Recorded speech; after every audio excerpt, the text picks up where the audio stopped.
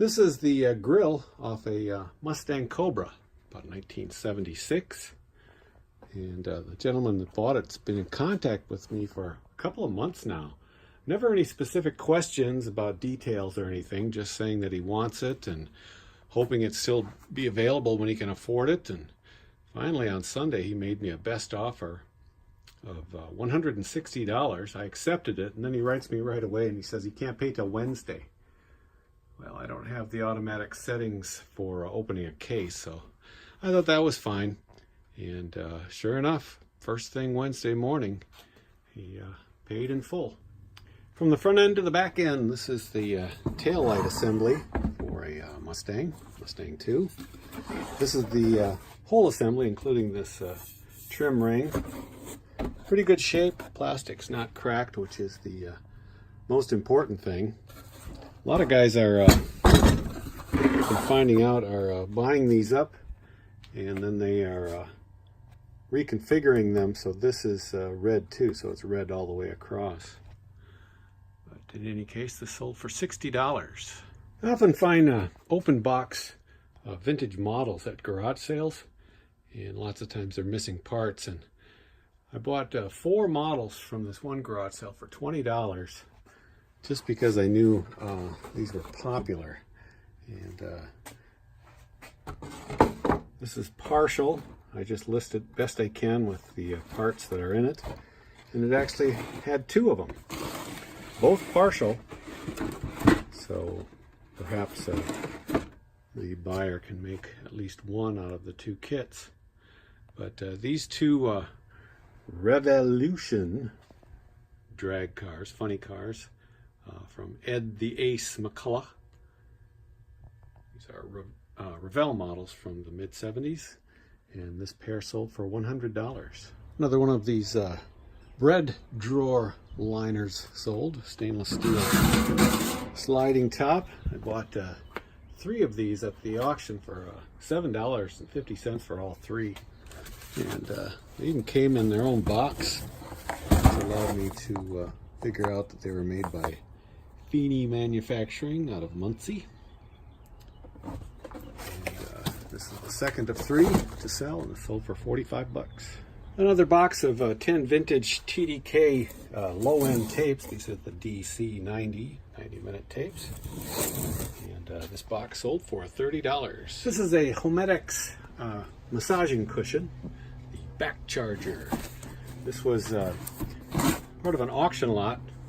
I probably didn't pay over a couple dollars for it, and it was still all new in the box. I took everything out though to inspect it and took some pictures. I always state that in the listing that I did remove the contents for inspection, and it sold for $30. This was a nice easy deal. So on my way home, and about a block from my house, I saw this patio set with a sign that said free. So I checked it out quick. It looked real good. And I drove home, switched vehicles, got my van, and loaded it up, brought it home, took a few pictures, and sold it for $100 in less than 24 hours. It's a Martha Stewart Living branded set. It does have a wicker back seat, but the rest is this antique brass look to it. Came with the cushions as well. $100. This is a brand new, still in the box, vintage patio speaker made by Argos. It's just an extension speaker. It has a volume control on it. Meant to be used in an indoor-outdoor type patio, not weatherproof by any means. I found this on an online auction, and since it was still new in the box, I was willing to bid up on it, but I only had to bid $5 to get it, and it sold for $60.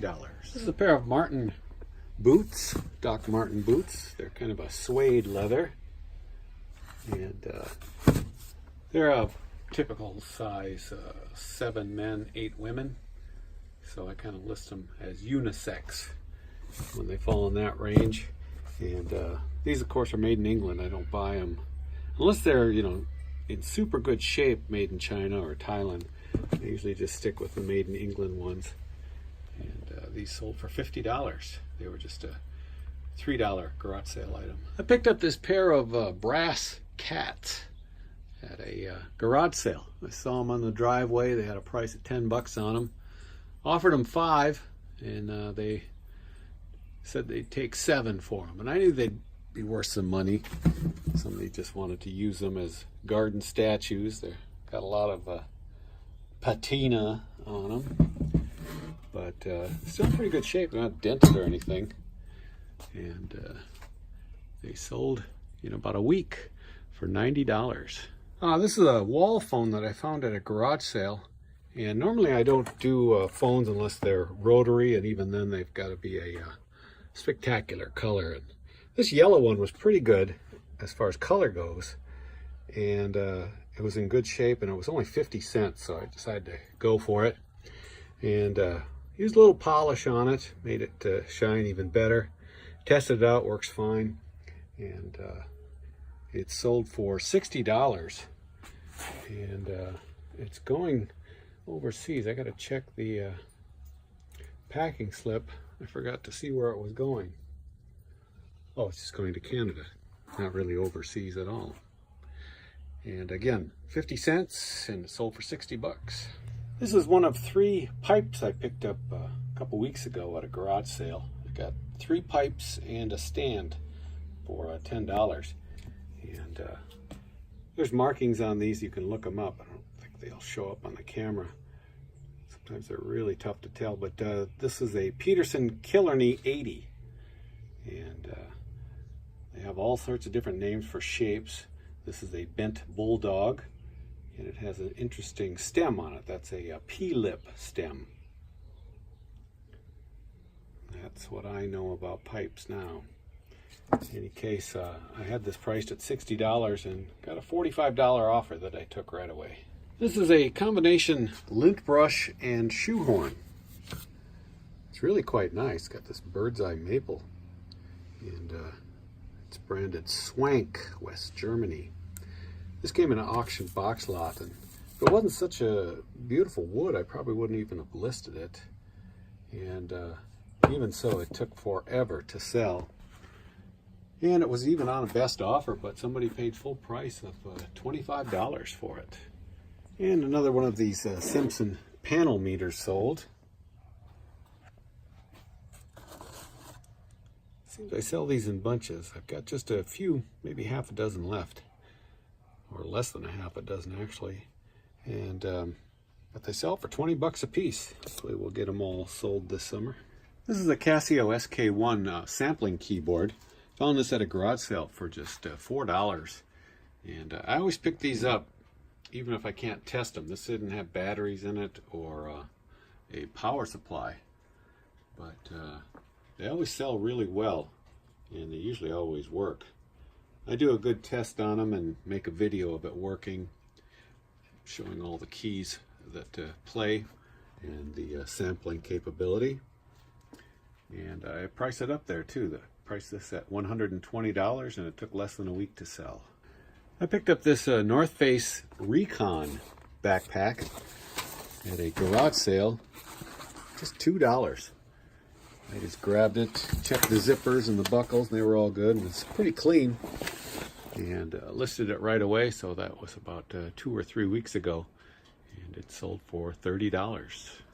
I've had this pair of Stacy Adams dress sandals, I guess you'd call them, closed toe, for a long time. Probably almost 2 years.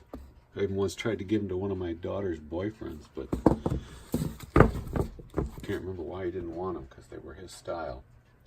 In any case, I left them up for sale, and they finally sold for a full price of $30. I picked up this cooler at an early spring garage sale, but I kind of sat on it because it needed some taps. I finally found an outfit that sold them for $7. I bought 3 of them, and they fit in these over the bottle, and these fit in here, and you fill it with ice, and you're the hit of the party with Jägermeister ice shots. Nice looking cooler. And I put it up for sale on Facebook Marketplace for $60, and it only took a day to sell.